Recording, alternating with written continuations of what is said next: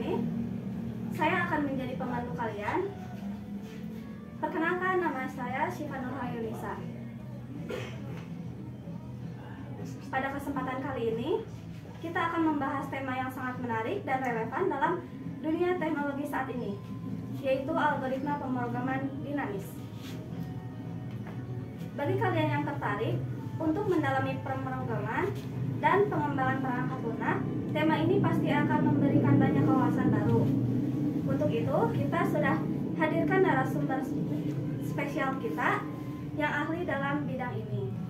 Sebelum kita mulai, izinkan saya memperkenalkan narasumber kita, yaitu Ristanto.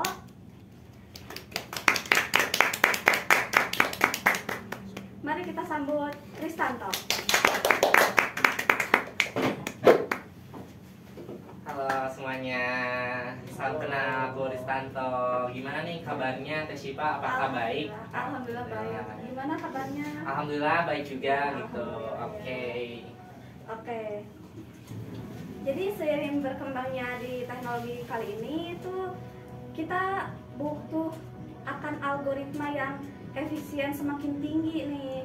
Salah satunya adalah algoritma pemrograman dinamis. Algoritma pemrograman dinamis ini sering digunakan untuk menyelesaikan masalah yang kompleks dengan cara memecahnya menjadi submasalah yang lebih kecil dan lebih sederhana. Dalam episode kali ini, kita akan mengenali lebih dalam tentang bagaimana algoritma pemrograman dinamis bekerja dengan narasumber kita. Oke. Nah, bagaimana nih bagaimana algoritma ini begitu penting di dunia pemrograman dan teknologi? Oke. Mungkin terima kasih sebelumnya kepada Teh Syifa Nurhayunisa atas kesempatannya kali ini di podcast di balik algoritma. Mungkin sebelum kita melangkah lebih jauh tentang apa itu algoritma pemrograman dinamis, mungkin secara umumnya algoritma pemrograman dinamis ini adalah metode untuk menyelesaikan masalah yang memiliki struktur tersebut. Nah, mungkin tapi ada beberapa sub masalah di dalam pemrograman algoritma dinamis ini untuk menyelesaikan misalkan alih-alih dalam masalah yang berulang-ulang kali. Nah, untuk penyimpanan dalam tabel untuk digunakan kembali ya tentunya sama saja dengan penyimpanan yang meningkatkan efisiensi. Jadi seperti itu Kak. Mungkin contoh penerapannya tuh ada beberapa contoh mungkin dari saya pribadi gitu. Ada ditemukannya dalam berbagai bidang, misalkan seperti dalam aplikasi perencanaan, terus ada juga dalam misalkan pengotak-atik perencanaan keuangan, misalkan adanya administrasi perencanaan. Jadi ini tuh pemrograman dinamis itu sama dengan matematika. Jadi cukup sepusing gitu yang dibayangkan. Oke. Mungkin selain itu juga optimasi route perjalanan seperti misalkan Google Maps ataupun misalkan adanya kita pembelian GoFood. Jadi kita adanya estimasi sampainya jam berapa gitu. Misalkan perjalanan tuh rutenya yang lebih baik gitu. Jadi mencari jalan yang lebih singkat. Iya. Oke, Teh Syifa, kan sekarang teknologi ini semakin canggih ya. Mungkin dari beberapa tadi seperti rute, terus seperti kalkulator matematika juga. Nah, di sini juga ada populer algoritma pemrograman dinamis itu untuk masalah yang banyak digunakan dalam berbagai aplikasi dunia nyata. Misalkan jenis algoritma pemrograman dinamis ini yang umum dikenali ada dua. Yang pertama top down dan yang kedua bottom up. Nah, di sini juga pada metode tersebut ada beberapa contohnya. Misalkan di top down kita menggunakan reduksi dan menyimpan hasil submasalah yang sudah dihitung. Sedangkan yang tadi yang di bottom up yaitu menyelesaikan masalah dari submasalah terkecil hingga mencapai solusi akhir. Jadi intinya ada permasalahan yang dari awal sampai akhir gitu. Iya. Wah, menarik sekali ya. Sekarang mari kita lebih spesifik. Bisa tolong dijelaskan salah satu contoh studi kasus nyata itu tentang penggunaan algoritma pemrograman dinamis yang relevan dalam pengembangan aplikasi atau pemecahan masalah kompleks. Oke, baik. Tentu ada salah satunya ya dalam studi kasus yang sering ditemui dalam kehidupan sehari-hari ataupun di dunia nyata. Misalkan dalam penerapan algoritma pemrograman dinamis ini dalam pengembangan aplikasi pemrograman jadwal atau penjadwalan seperti penjadwalan kuliah ataupun misalkan seperti penjadwalan tiket, kinerja yang kita miliki. Misalkan kita dalam sebuah perkantoran ini misalkan mempunyai penjadwalan. Nah, jadwal masuk kita ke bagian Senin, Rabu, misalkan Jumat. Nah, itu tuh sudah kita dibagi-bagi. Jadi mungkin misalkan dalam pengelolaan proyek juga bisa, dimana kita harus menentukan urutan tugas. Nah, kan kita sebagai mahasiswa informatika juga ya. Jadi mungkin kita tuh udah membagi-baginya jadwal. Misalkan Senin pelajaran ini dan Selasanya pelajaran ini juga, seperti itu. Nah, dengan menggunakan algoritma pemrograman dinamis, kita bisa merencanakan masalah alokasi sumber daya secara optimal. Nah, mungkin intinya tuh ada masalah kita harus terjang secara optimal tersebut. Nah, mungkin sehingga dalam aplikasi seperti perencanaan produksi, pengelolaan inventaris, dan bahkan di bidang logistik. Mungkin itu seperti itu Teh Sipa. Wah, itu sangat-sangat relevan Iya, dari betul. banyak aplikasi di dunia nyata ya. Iya. Tapi tentu saja ada tantangan dalam penerapan algoritma pemrograman dinamis ini, bukan? Iya, betul. Bisa diceritakan tantangan apa saja yang sering dihadapi dan bagaimana solusinya? Oke, mungkin ya betul sekali tantangan gitu dalam dunia nyata pasti ada ya yang benar sekali itu pasti ada. Mungkin salah satu tantangan utama dalam merancang algoritma pemrograman dinamis itu tentunya ada ya masalah kompleks tentang di dunia teknologi itu seperti misalkan memori dan waktu. Nah, kenapa sih memori dan waktu gitu? Karena untuk beberapa masalah yang sangat besar kita harus berhati-hati dalam menggunakan memori. Karena kalau misalkan kita kebanyakan mengunduh foto ataupun video, maka memori itu cepat penuh gitu. Ya, nanti kan imbasnya tuh ke laptop ataupun ke handphone jadi nge-lag ya gitu. Jadi lemot juga ya biasanya. Nah, selain itu juga mungkin ada penggunaan karena tabel yang digunakan untuk menyimpan dan menggunakan terkait teknik space of vision gitu. Jadi intinya yang mengurangi penggunaan memori atau dengan pemanfaatannya. Jadi kita sebagai mahasiswa atau khususnya di informatika ya harus cerdik-cerdik atau misalkan baik-baik untuk menggunakan memori tersebut gitu. Nah, mungkin Teh Sipa selain itu juga ada masalah reduksi yang melebihi batas, dia menambah beban. Jadi sehingga perlu diperhatikan untuk teman-teman yang itu baik di luaran ataupun misalkan di dalam ruangan harus diperhatikan untuk menghindari over reduction dan mencoba menggunakan solusi yang lebih terstruktur. Jadi intinya penggunaan memorinya harus dengan baik gitu. Jadi jangan kayak misalkan kita foto-foto ataupun membuat video editing ataupun dan lain-lain. Jadi sehingga memorinya itu penuh. Jadi kita harus baik-baik gitu, cerdik-cerdik untuk tidak mengolok-olokkan memori tersebut. Gitu. Ya, seperti kalau misalkan udah nggak ada foto yang bagus gitu, langsung dihapus. Iya gitu. Supaya mungkin di penyimpanan juga tidak terlalu banyak gitu. Ya. Nah, sekarang untuk pendengar kita yang mungkin baru memulai mendalami algoritma pemrograman dinamis, apakah ada tips atau saran yang praktis yang bisa diberikan agar mereka lebih memahami dan menguasai algoritma ini?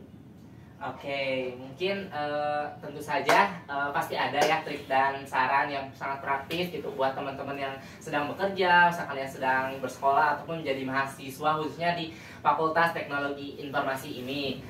Nah, tentu pasti ada. Yang pertama saya sarankan untuk memahami konsep dasar. Nah, yang pertama itu mungkin adanya pemrograman dinamis terlebih dahulu seperti misalkan overlapping, subproblem. Nah, di sini tuh ada juga optimal substruktur yang tadi saya bilang yang di awal bahwa kita harus struktur juga. Nah, ini akan sangat membantu saat Anda mencoba menyelesaikan masalah dengan metode tersebut. Jadi tadi yang saya katakan sendiri bahwa misalkan kita harus menggunakan memori itu dengan sebijak-bijaknya gitu, dengan sebaik mungkin. Karena mungkin kalau tidak menggunakan memori tidak sebaik mungkin karena akan penuh, tadi kan akan nge-lag juga. Iya, benar. Gitu. Oke, mungkin yang kedua, jangan ragu untuk memulai dengan masalah-masalah yang lebih sederhana seperti Fibonacci. Nah, ini Fibonacci itu kayak misalkan dalam problem yang dapat memberikan pemahaman yang baik mengenai bagaimana algoritma ini bekerja gitu. Yang ketiga ada memperhatikannya. Nah, ini tuh apa manfaatnya? Platform ini seperti LeetCode atau HackRank. Nah, yang menyediakan berbagai masalah pemrograman dinamis untuk dipelajari dan dikerjakan. Jadi dari ketiga poin tadi ada saran dan praktis itu mungkin yang dapat saya sampaikan seperti itu. Jadi intinya kita sebagai mahasiswa gitu harus bijak-bijak dalam permasalahan gitu, harus kayak misalkan menyelesaikan problem solving gitu. Oke, terima kasih. Sungguh sangat bermanfaat sekali ya, atau untuk merangkum, kita telah membahas tentang apa itu algoritma pemrograman dinamis, penerapannya dalam dunia nyata bagaimana, serta tantangan yang sering dihadapi dalam implementasikannya. Ya, sangat berguna bagi pengembang dan pelajar yang ingin memperdalam pemahaman mereka dalam algoritma ini gitu. Oke, sekarang ke sesi tanya jawab nih. Boleh kan? Oke, boleh. Ya. Wah, ada yang nanya nih atau Oke, boleh. pertanyaan ke-1. Ya, Ini oke. 3 pertanyaan ya. Oke. Ya. Mengapa algoritma pemrograman dinamis sering lebih efisien dibandingkan pendekatan rekursif biasa, dan apa dampak terhadap kompleksitas ruang dan waktu? Oke, mungkin pertanyaannya cukup agak susah ya, tapi mudah-mudahan saya bisa menjawabnya dengan sepemahaman saya ya mungkin. Jadi pemrograman dinamis ini lebih efisien ya, mungkin karena efisiennya yang kita bisa hindari dalam konteks tersebut. Nah, dalam perhitungan ulang submasalah yang sama, misalkan yang sering terjadi pada pendekatan reduksif yang tadi Siva sebutkan, dalam penyimpanan hasil submasalah dan serta tabel, atau misalkan dalam tabel di aplikasi Excel seperti itu. Nah, selain itu juga algoritma hanya mengerjakan setiap submasalah sekali gitu. Mungkin dampak masalah dalam pemrograman dinamis ini ada dampaknya. Nah, ini kompleksitas waktu. Nah, mungkin di dalam kompleksitas waktu itu ada seperti kurangnya karena seperti submasalah dihitung hanya sekali. Sebagian contoh untuk masalah LCS dengan panjang string M dan N, misalkan seperti itu. Dan kompleks waktu adalah O garis miring M per N, seperti itu Siva. Sangat menarik sekali ya, ini Ya. pakai rumus-rumus. Ya. Nah, selain itu kompleksitas ruang. Nah, bergantung pada metode yang digunakan. Misalkan sepertinya adanya top down, bottom up, seperti yang tadi pas awal saya pribadi sebutkan gitu. Oke, Siva, tadi kan saya sudah memberitahu tentang top down dan bottom up. Nah, apa sih itu top down? Misalkan memerlukannya ruang tambahan untuk tabel memori gitu. Jadi tadi kan udah saya bilang juga yang awal-awal, jadi kita harus memperhemat memori gitu agar tidak nge-lag ataupun misalkan tidak terpenuh gitu. Nah, sedangkan bottom up memerlukan ruang untuk tabel DP misalkan, tetapi dapat dioptimalkan menjadi O yang tadi yang min, M, dan N misalkan seperti itu jika hanya baris sebelumnya yang digunakan. Jadi seperti itu. Oh, seperti itu. Semoga jawabannya bisa bermanfaat buat teman-teman yang sedang menonton. Terima kasih untuk teman-teman yang sudah memberikan pertanyaan yang barusan ya. Sangat, penjelasannya sangat bermanfaat. Oke. Dan ada pertanyaan yang kedua. Oke, boleh. Apa ciri-ciri masalah yang dapat diselesaikan dengan algoritma pemrograman dinamis ini? Oke, baik. Mungkin terima kasih ya atas yang bertanya gitu, atas pertanyaannya luar biasa sekali. Saya pribadi mengapresiasi atas pertanyaannya. Mungkin ada beberapa masalah yang kita dapat selesaikan. Dalam pemrograman dinamis memiliki 2 ciri utama. Yang pertama itu ada overlapping itu tuh submasalah yang muncul berulang-ulang kali sehingga penyelesaian masalah tersebut bisa teratasi. Nah, oke, yang kedua itu ada optimal substruktur. Nah, di sini solusi optimasi atau kan dari masalah tersebut dapat dibangun dan solusi optimal submasalahnya. Jadi kita tahu inti permasalahannya. Nah, mungkin contoh masalah seperti Fibonacci yang tadi saya di materi jelaskan bahwa memiliki kedua sifat ini. Nah, sering cocok diselesaikan dengan pemrograman dinamis. Jadi misalkan dalam suatu masalah ini kita menggunakan Fibonacci untuk menyelesaikan masalah pemrograman dinamis seperti itu. Oke. Wah, terima kasih ya atas jawabannya, Ya. sangat gampang dimengerti ya. Nah, ada pertanyaan lagi nih, satu lagi. Oke. Apa langkah-langkah umum untuk menyelesaikan masalah menggunakan pemrograman dinamis? Oke, mungkin kita kan tahu ya tentang pemrograman dinamis itu seperti apa, mungkin langkah-langkahnya. Nah, mungkin langkah-langkah utama dalam menyelesaikan masalah dalam pemrograman dinamis ini memiliki beberapa permasalahan dan langkah-langkah. Yang pertama yaitu identifikasi sifat masalahnya, yang pastikan masalahnya memiliki sifat overlapping yang tadi saya pribadi sebutkan di awal. Nah, yang kedua itu definisikan submasalahnya. Mungkin seperti kayak definisikan masalahnya itu seperti apa gitu. Nah, pastikan masalah tersebut tuh bagaimana masalahnya dapat dipecah menjadi submasalah terkecil. Jadi yang tadinya gede masalahnya bisa berubah jadi kecil gitu. Ya terus rumusan relasi masalahnya. Nah, di sini buat hubungan antara solusi dan submasalah dengan solusi masalah utama. Yang tadinya masalah utama tuh yang barusan saya jelaskan tadinya gede jadi rinci gitu.